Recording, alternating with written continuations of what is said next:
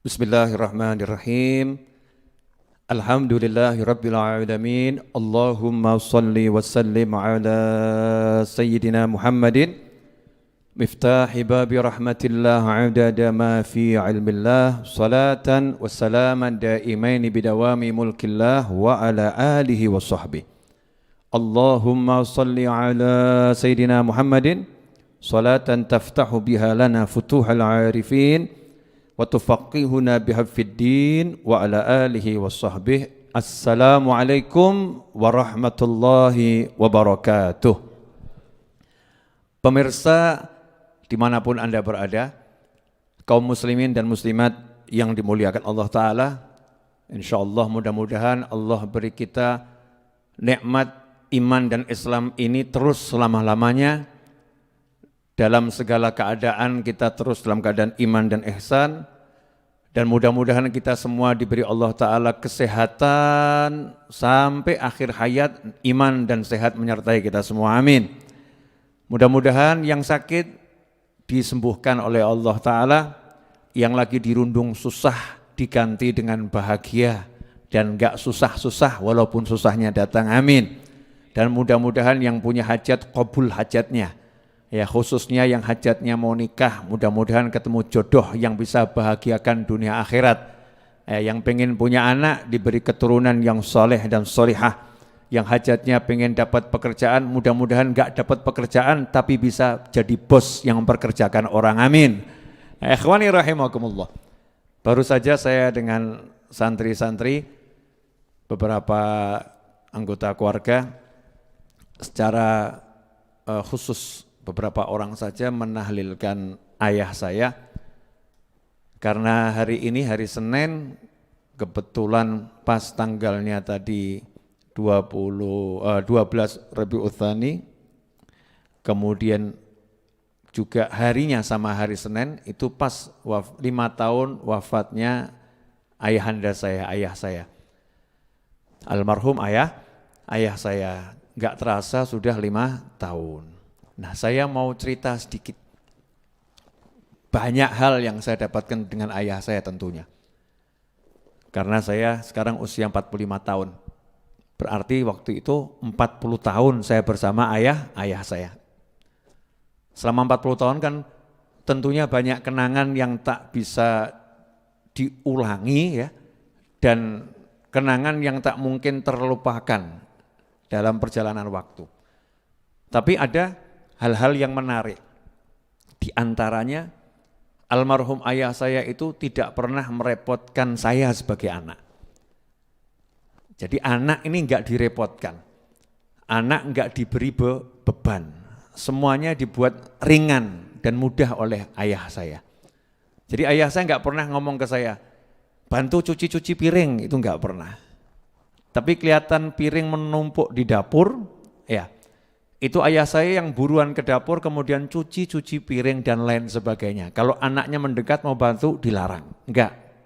Ya, ini adalah amal yang nanti insya Allah membuat ayahmu masuk surga. Ya ini katanya. Ya, membantu keluarganya. Sehingga kalau malam hari saat anggota keluarga tidur, ya, ayah saya bangun untuk sholat, kemudian selesai munajat, itu ke dapur. Biasanya orang selesai munajat kan terus kembali ke kamar gitu ya. Kalau ayah saya ke dapur. Untuk apa? Lanjut cuci-cuci piring. Kalau ada mungkin piring, gelas dan kawan-kawannya di dapur yang belum dicuci. Ya, dicuci. Dan itu enggak ada orang yang tahu ya anaknya ya, yang tahu anaknya. Dan tentunya ibu saya selaku istri. Nah, ibu saya dilarang untuk cuci-cuci piring. Nah, ini tugas saya. Itu tugas saya. Enggak mau ngerepotkan keluarganya. Dan itulah yang disebutkan dalam doa Nabi Muhammad SAW, rahimallahu mura'an a'ana waladahu ala birrih, atau kama qala SAW. Semoga Allah merahmati orang tua yang membantu anaknya untuk bisa jadi anak yang berbakti kepadanya. Karena kalau nanti anak disuruh-suruh nolak, itu nanti jadinya anak enggak bekti. Ya, makanya enggak disuruh-suruh, nyantai. Itu yang pertama. Yang kedua, ini banyak hal sebetulnya ya. banyak hal. Yang kedua, ayah saya nggak pernah ruwet sama urusan duit. Maaf pemirsa, ini ada sedikit rahasia, sebetulnya malu kalau saya bahas. Ya, tapi tidak apa-apa. Mudah-mudahan jadi ilmu. Ayah saya ini kan selain membantu ibu saya jualan sate gulai dulu ya. Sate gulai itu resminya jualan ibu saya, ayah saya membantu.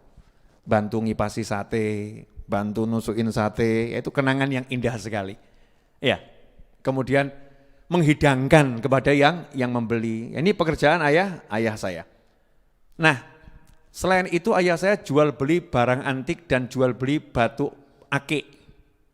Ya, batu akik itu. Lah yang buat saya itu waktu itu sedikit protes sama ayah saya. Beli tapi nggak pernah untung.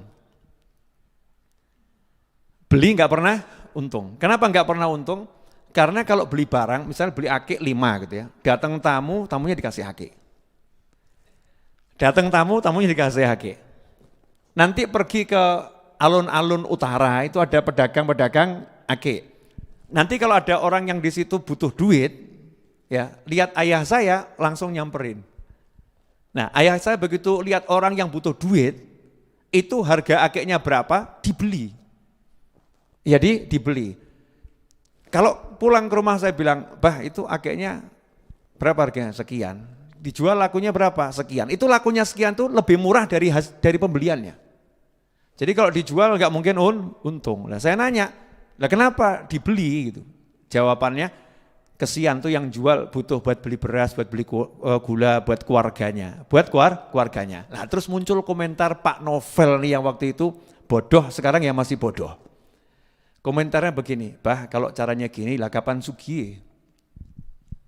Kalau caranya begini kapan sugih, kapan kayanya?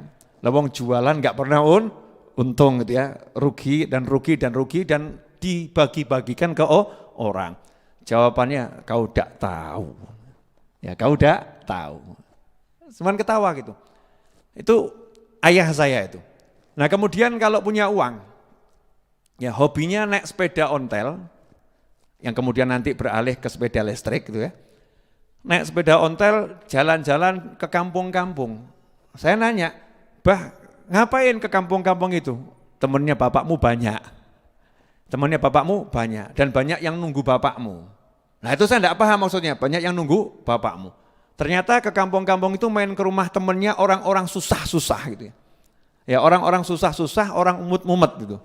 Ya duduk di situ, ayah saya disuguhi kopi atau teh, ya selesai uang yang ada ditinggalkan di situ. Nih buat beli beras, nih buat beli gula. Nah, itu yang dilakukan, yang anaknya nggak ngerti gitu ya. Yang anaknya nggak ngerti.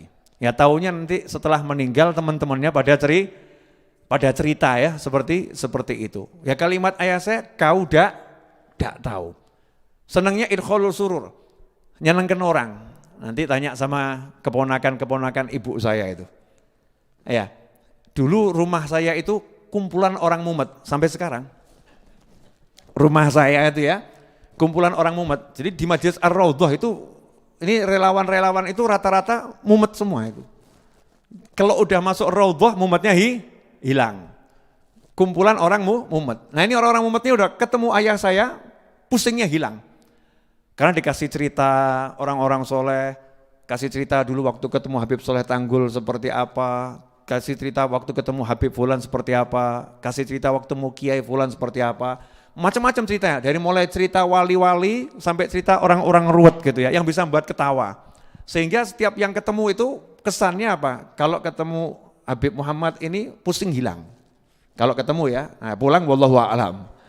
Jadi kalau ketemu pusingnya hilang. Idkhalu surur, senengnya menyenangkan orang ya, menyenangkan orang dengan bisanya. Ayah saya bukan orang kaya, melarat pol.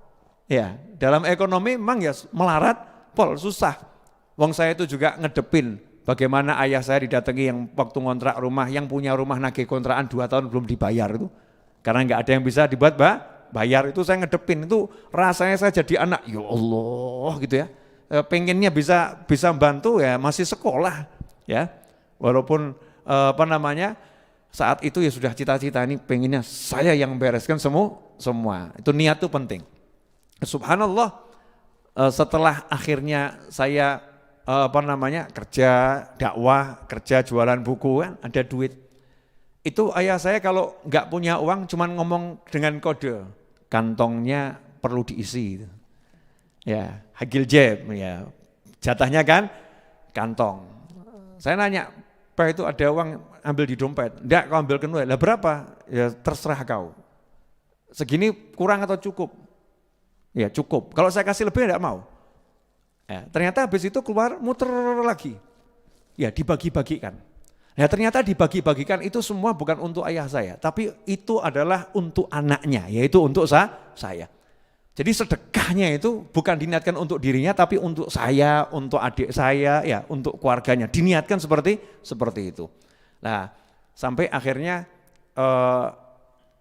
menjadi satu hal dalam diri saya adalah ilmu yang mahal dari ayah saya, itu ilmu yakin. Muhammad. Yang sering orang dengar Habib Novel pakai ilmu Muhammad itu saya dapat dari ayah saya. Ini saya mau cerita nih. Yang tadi rahasia satu sudah terungkap ya. Habib Novel sempat ngomong, "No ngene cara ini kapan sugih?" kan begitu ya. Nah, kau dak tahu ya. Subhanallah. Saya kan akhirnya bangun majelis ya. Majelis berkembang bangun beli tanah. Terus tanah itu dibangun jadi musola 3 lantai. Nah, itu gajian tukang setiap hari Sabtu waktu itu ya. Gajian tukang setiap hari Sabtu itu sekitar 30 juta. Gajian tukang. Belum lagi tagihan material, puluhan juta. Hari Sabtu itu harus ada. Nah kalau malam Sabtu pengajian, ajib ya. Malam Sabtu pengajian, Sabtu harus bayar gajian. Nah itu seringkali malam Sabtu gak ada duit. Jadi saya ngajar orang-orang itu wajah saya ceria gitu ya. Itu yang mandang mumetnya hilang. Sebetulnya yang ngajar lagi mumet juga itu ya. Cuman kan saya punya ilmu mikir. Hari Sabtu harus bayar hutang sekian puluh juta dan karyawan ini tukang-tukang kan butuh duit untuk keluarganya. Jadi nggak mungkin saya kemudian karyawan utang dulu kan nggak mungkin. Kalau toko material mungkin masih bisa ditunda seminggu. Tapi kalau karyawan nggak mungkin bisa. 20 juta, 30 juta. Nah, saya Jumat malam kan jam 8 harus ngajar. Waktu itu saya masih tinggal di rumah ayah dan ibu saya di sebelah utaranya Majelis Ar-Raudhah. Jam 8 harus ngajar, tapi jam setengah 8 saya pulang ke rumah. Saya duduk gitu. Nah ayah saya lihat saya itu, namanya bapak ya, ini bapak, namanya bapak, lihat anaknya itu, walaupun anaknya wajahnya ceria, langsung ngomong, mikir apa kau? Mikir apa kau? Saya bilang, tidak ada yang tak pikir Pak, tidak ada yang tak pikir. Padahal ini lagi mikir, ini besok ini 20-30 juta, ini duitnya dari mana ini? Buat gaji karyawan ini ya, duitnya dari mana? Tapi ayah saya ngomong, kau mikir apa? Tidak ada yang tak pikir Pak. Ayah saya itu enggak percaya, langsung mengeluarkan satu kalimatnya orang-orang soleh. Iqta' bil yakin, iqta' bil yakin, hapus semua keraguanmu dengan keyakinan. Ya, Allah pasti akan kasih kamu rezeki. Enggak mungkin enggak dapat, pasti dikasih Allah rezeki. Karena bapakmu tiap malam gak pernah tidur doakan kamu. Ini keren nih. Sekarang banyak bapak yang gak tidur cuma doakan dirinya sendiri. Iya, doakan dirinya sendiri. Banyak ibu yang gak tidur tapi curhat sama Allah, mencurhatkan suami. Gak mikir bagaimana anak keturunannya. Ini ayah saya bilang, tiap malam bapakmu tuh gak tidur, itu kalau doakan kamu, artinya doakan saya, doakan adik-adik saya, doakan kakak saya ya, didoakan oleh ayah saya. Iqta' bil yakin. Itu saya seperti ditempeleng ya pakai gunung itu, plong itu kepala saya. Kok masih punya seakan-akan punya rasa ragu. Besok nih bayarnya bagaimana? Nah, sejak hari itu saya semua keraguan saya hilang. Ya, Iqta' bil yakin. Pokoknya besok ada, karena tukang itu datang bawa rezekinya sendiri. Saya cuma ngantarkan rezekinya tuh tukang, ya saya tinggal minta sama Allah Ta'ala, berangkat ngaji tambah semangat, ya utang lunas, padahal ganti utang. Ya mudah-mudahan begini, ya insya Allah yakin, subhanallah, besok Sabtu pagi itu ya, selalu ada solusi. Selalu ada solusi, selalu ada rezeki yang datang untuk membayar gajian tuh tukang. Dan alhamdulillah bangunan pun terselesaikan. Iqta' bil yakin. Nah ini sengaja saya cuma tidak mau ngomong banyak-banyak, tapi kalau Anda menyaksikan tayangan ini sekarang ini, kalau Anda tidak mendoakan ayah saya, tak coret dari daftar murid saya. Canda. Jadi kalau Anda memang sayang sama saya, ya cinta sama saya, doakan almarhum ayah saya, meskipun cuma sekali, khususnya malam hari ini. Kirimkan Fatihah untuk Habib Muhammad bin Ahmad Al-Idrus ya. Habib Muhammad bin Ahmad Al-Idrus. Kalau repot Al-Fatihah ila ruh bapaknya Habib Novel, selesai. Udah paham alamatnya itu, malaikat paham ya. Allah Maha mengetahui. Al-Fatihah seperti itu. Kalau jenengan tambahi dan seluruh leluhur dan keluarganya lebih bagus lagi. Ya, lebih bagus lagi. Saya cuma minta itu, doakan almarhum ayah saya dan doakan ibu saya panjang umur, sehat wal afiah, senang terus bahagia. Itu yang paling pokok. Otomatis nanti kalian juga dapat dari malaikat. Walaka mithlu, wong aku gak eruh. Saya kan di rumah gak ngerti yang doain orang tua saya siapa. Berarti kan doa tanpa pengetahuan mustajab, ada malaikat yang ngomong, kamu juga dapat yang sama. Artinya orang tua Anda juga akan didoakan oleh malaikat. Nah, terakhir urusannya masalah mumet. WA yang masuk ini WA curhat.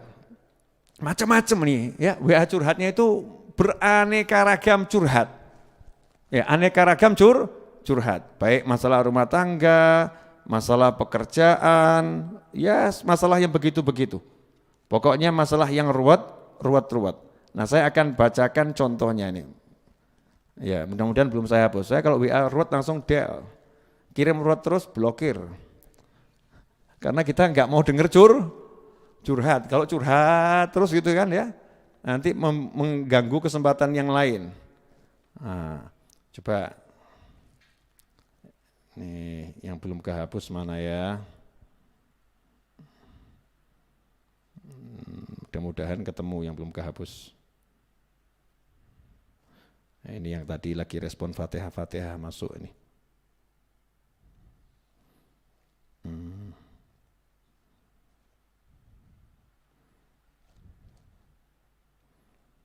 Bismillah. Sambil menunggu, ya silahkan kopinya diminum di rumah masing-masing.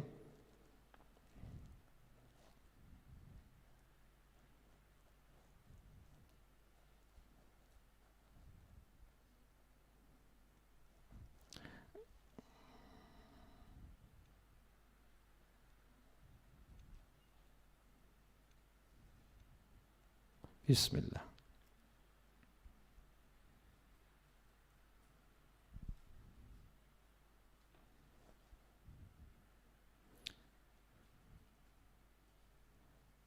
Ini sudah pada dihapus soalnya. Ya, ini contoh sederhana ya. Minta amalan agar rezeki lancar dan hutang lunas segera. Wakeh tunggali. Sudah ada itu amalannya, tinggal diamalkan. Ya tinggal diamalkan. Bismillah.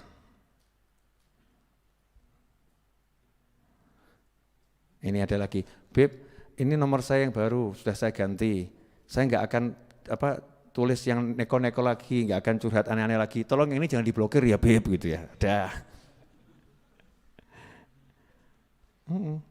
Ada yang buat dialog imajiner. WA saya terus dialog imajiner. Ya, seakan-akan saya itu jadi suaminya. Wadah itu, blokir. Iya, cuman seakan-akan blokir.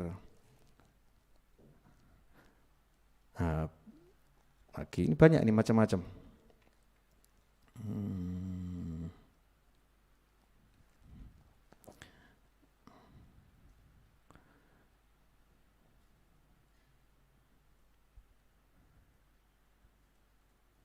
Ya, ini ada lagi yang utangnya banyak, setelah baca sholawat hatinya tenang, alhamdulillah. Utangnya belum lunas tapi. Macam-macam, Masya Allah.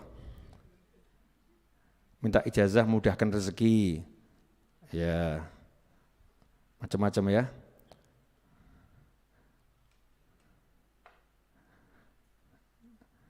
Ada yang gini, Bib, WA saya kok nggak dibales toh Bib, kok cuma dibaca, Bib, kok cuma dibaca, kok nggak dibales, telepon, video call gitu ya, ada.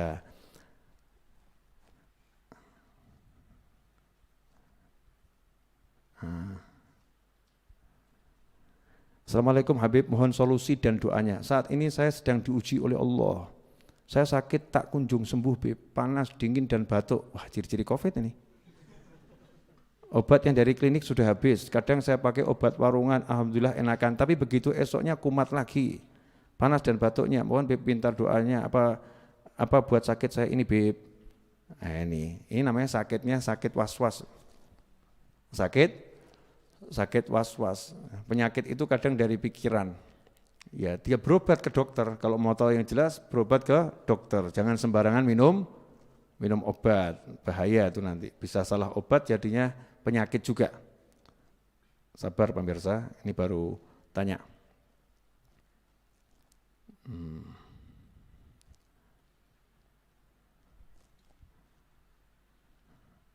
Ada tadi yang curhat terbaru.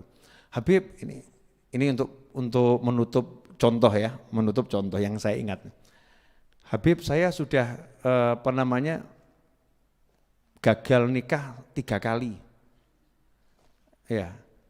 Karena orang tua saya selalu kalau saya punya suami disuruh pisah sama suami saya. Terus pesan orang tua saya kalau cari suami yang sugih, yang kaya.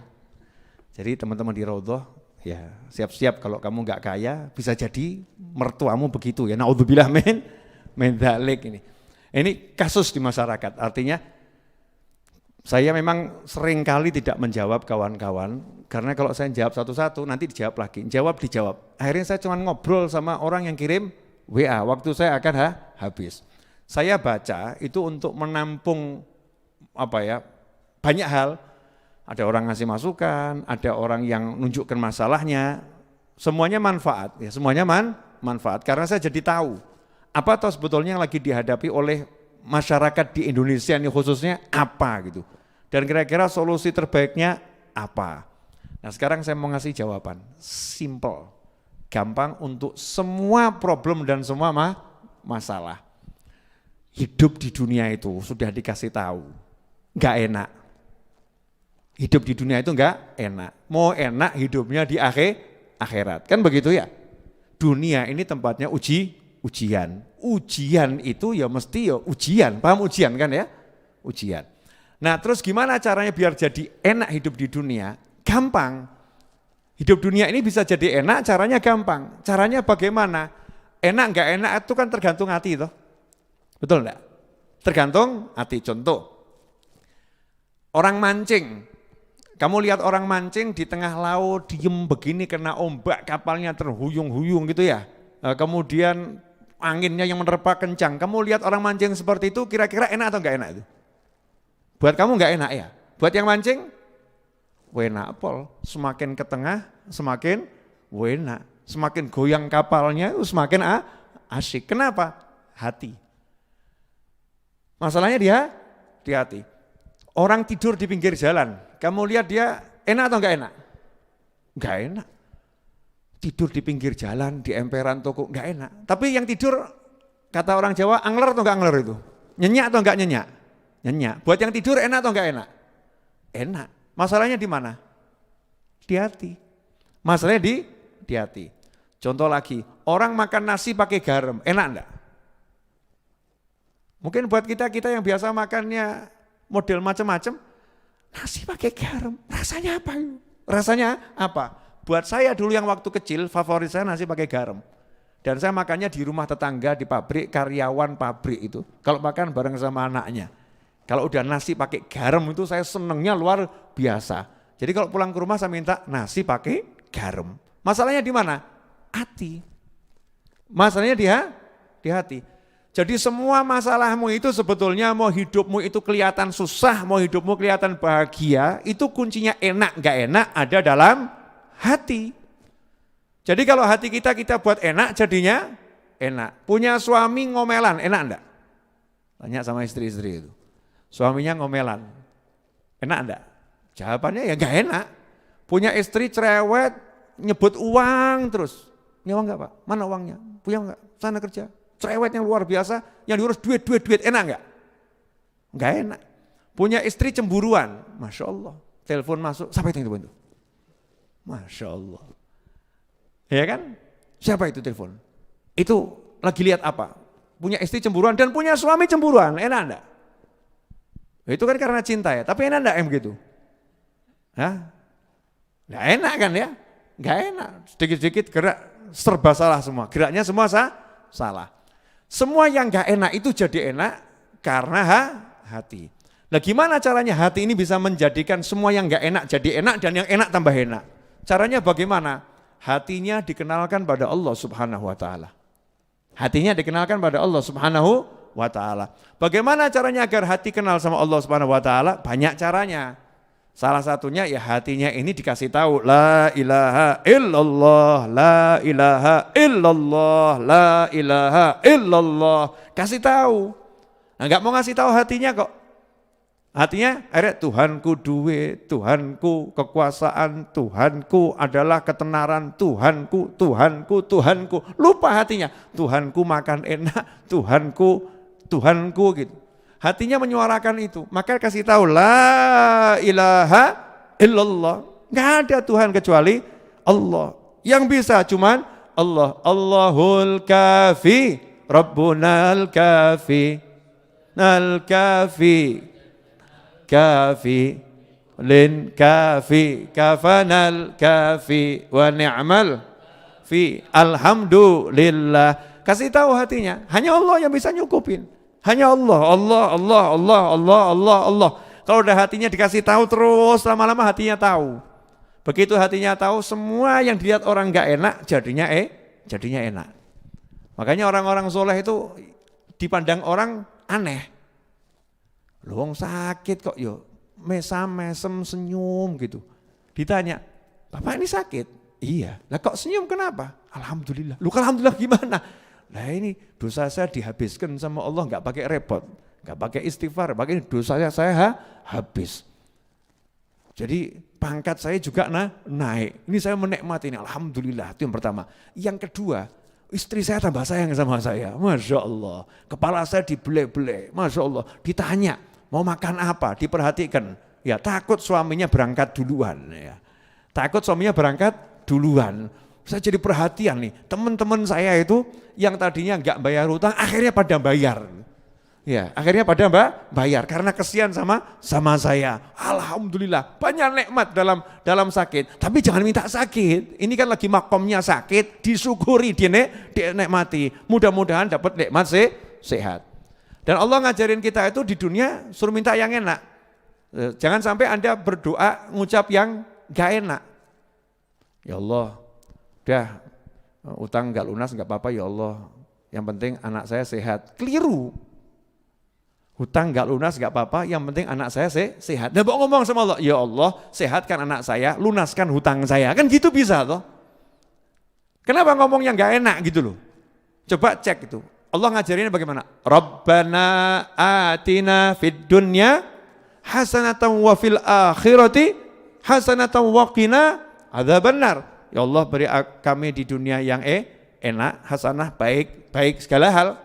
Di akhirat juga baik. Lindungi kami dari siksa api neraka. Nah ini kok yang dipikir, dah ya Rob ngontrak rumah, kalau tidak bisa beli ngontrak juga enggak apa-apa ya Allah. Udah ngontrak ya Allah.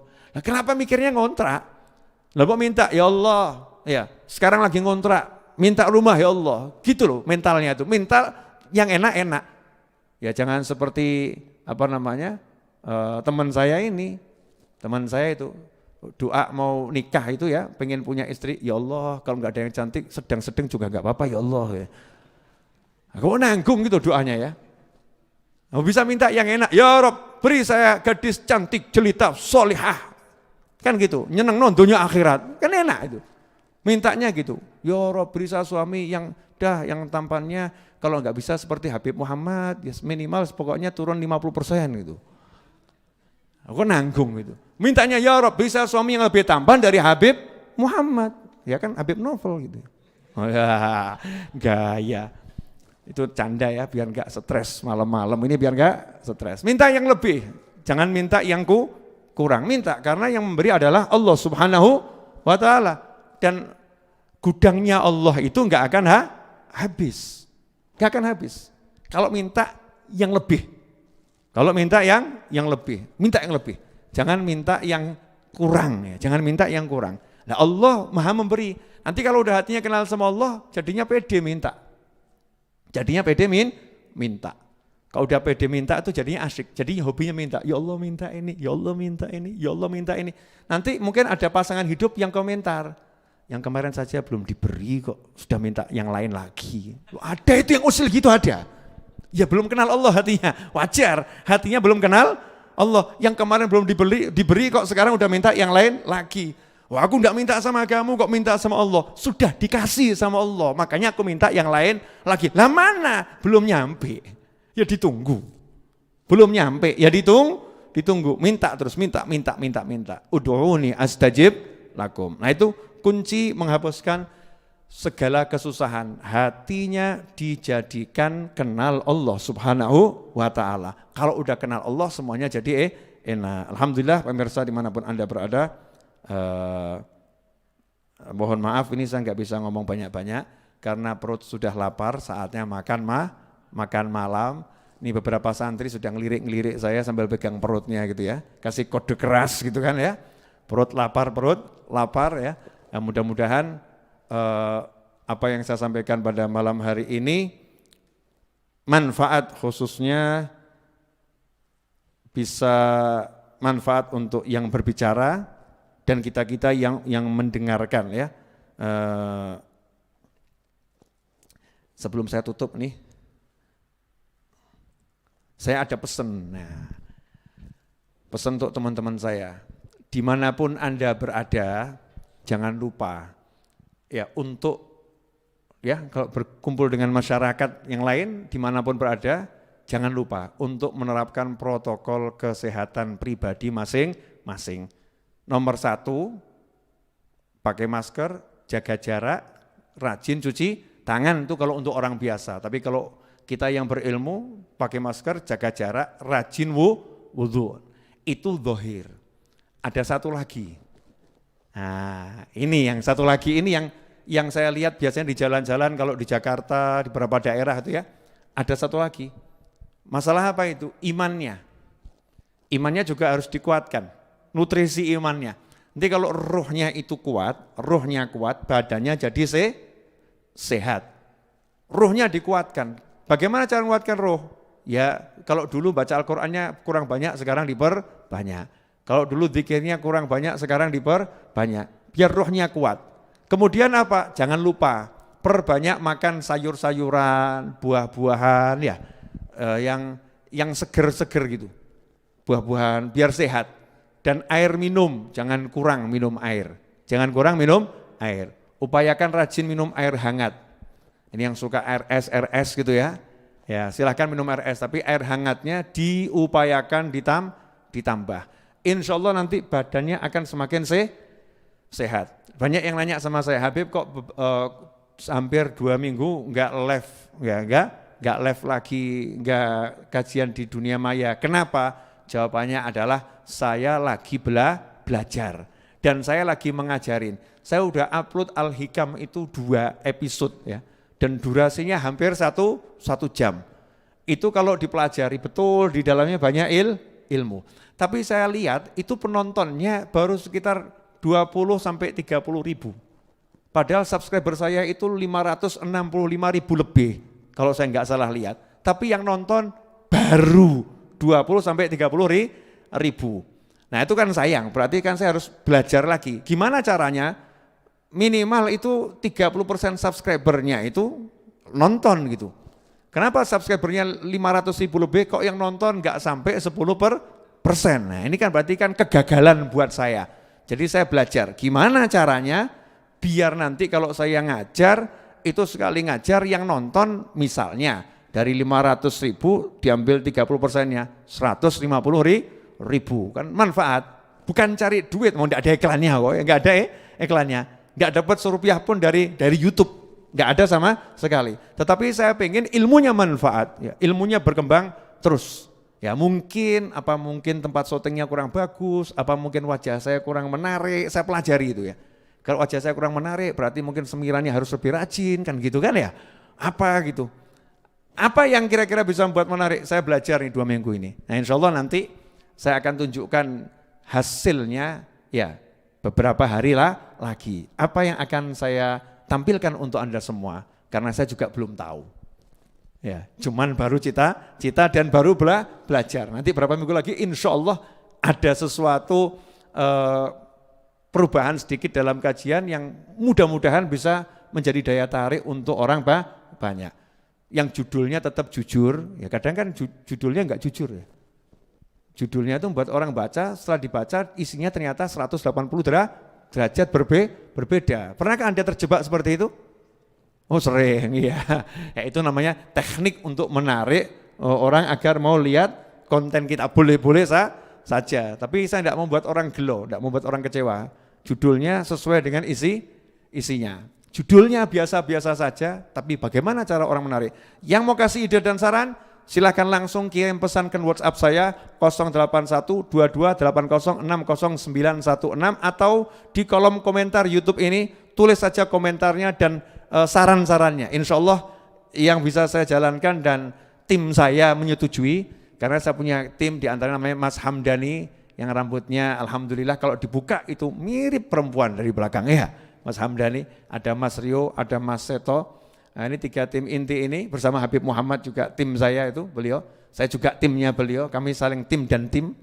Nah, ada saran-saran nanti bisa kita diskusikan bersama. Jazakumullah khairan katsira. Dan pesan terakhir jangan lupa setiap habis sholat doakan orang tua kita masing-masing. Rabbighfirli wa liwalidayya warhamhuma kama rabbayani shaghira. Kenapa? Karena Allah tidak akan memutuskan rezeki dari seorang hamba selama hamba itu mau mendoakan kedua orang tuanya. Jazakumullah khairan wal afu minkum, semoga bermanfaat. Wassallallahu ala sayyidina Muhammadin wa alihi wasallam. Walhamdulillahirabbil alamin. Wassalamualaikum warahmatullahi wabarakatuh.